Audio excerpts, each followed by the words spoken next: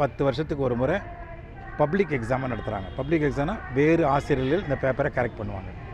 பொதுவாக வந்து ஆசிரியர்கள் வந்து கரெக்ட் பண்ணுவாங்க, வேல்யூ பண்ணுவாங்க. +2 அதே மாதிரி தான். எல்கேஜிலேருந்து கணக்கு போட்டால் 14 வருஷம் ஒரு மாணவன் பெரிய சாதனை பண்ணி 14th இயர் வரான். அப்போ அவங்களுக்கான ஒரு தகுதி தேர்வு தான், மேல் படிப்புக்கான ஒரு தகுதி தேர்வு இந்த எக்ஸாம் +2. ஸோ செகண்டரி லெவல்லேருந்து ஹையர் செகண்டரி லெவலில் போகிறது தான் 10th secondary school leaving certificate SSLCங்கிறது 10th board exam. Higher secondary லெவலுங்கிறது மேல்நிலை படிப்புக்கான அடுத்த ட்ரையல், கிட்டத்தட்ட காலேஜ் மாதிரி தான் +2.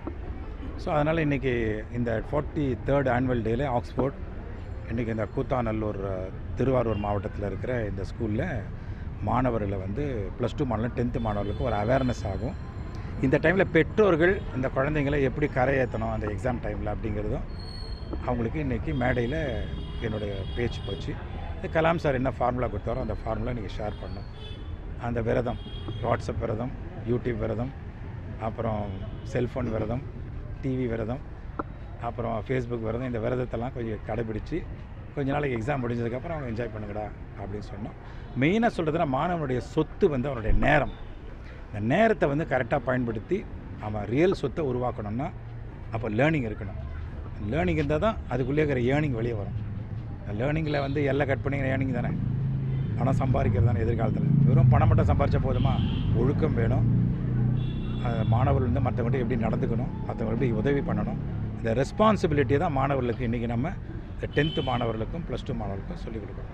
நான் ரொம்ப பாராட்டுறேன். நான் முதல்வன் திட்டம் வந்து தொடரணும். அதான் நான் முதல்வனுங்கிற அந்த டைட்டில்லே பார்த்தீங்கன்னாக்கா ஐ எம் அ சாம்பியன், நான் தான் வந்து முதன்மையானவன் அப்படிங்கிற ஒரு அர்த்தம் உள்ளடங்கியிருக்கு.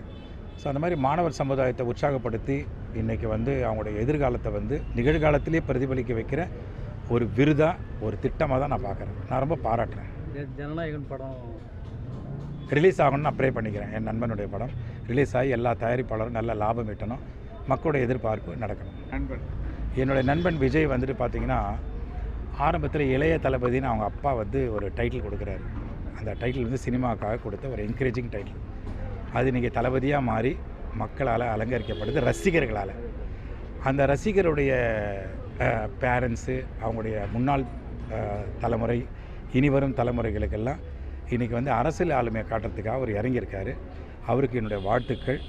அவர் அதை பர்ஃபெக்டாக பண்ணுவாருங்கிறத ஒரு நம்பிக்கை இருக்குது. அதுக்கான ஆற்றல் அவருக்கு கிடைக்கணும்னு நான் வேண்டிக்கிறேன்.